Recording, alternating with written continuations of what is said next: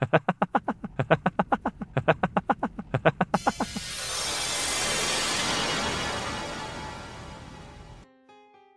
vault is open.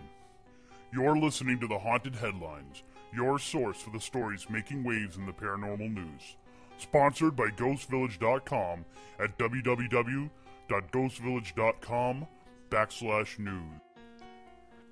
Good evening, I'm Chris Balzano, and you're listening to The Haunted Headlines, Ghostvillages' weekly journey around the paranormal newswire to bring you the biggest stories affecting the ghost community.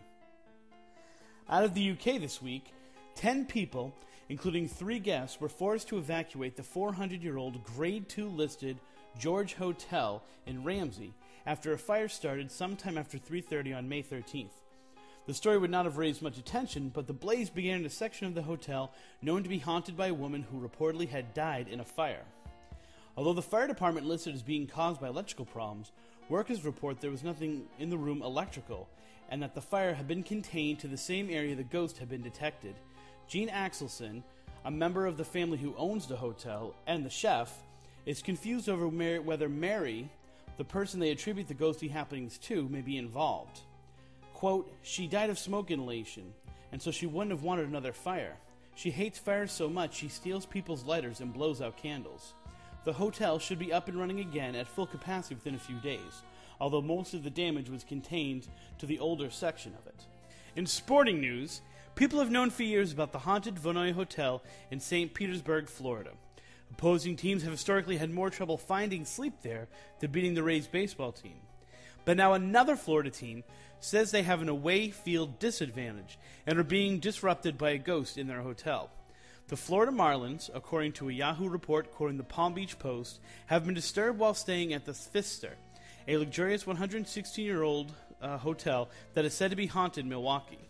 The hotel is well known among visiting teams, and some players have slept with their bats for protection. Several Marlins, none of whom are identified in the report, bunked up together because they were too scared to stay in their rooms alone.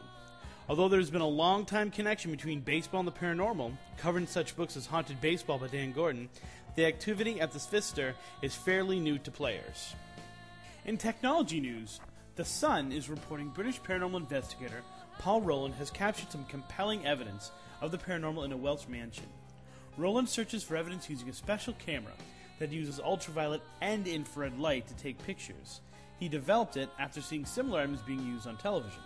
The ghostly shape was spotted at the haunted Plasteg Mansion, which is popular among paranormal groups. While the picture can be viewed at the Sun's website, the real story is the device itself, which is a bit of a departure from traditional ghost photography. To quote Rowland, "I use blue and ultraviolet lights to enhance our capacity in the dark. It also has digital still camera and camcorder, both of which can see in ultraviolet light. And there's a live EVP system hooked into it. It's almost as if the machine senses an energy buildup in the room and records it." We'll be keeping in touch with Mr. Rowland and looking to follow up on his work and his ideas.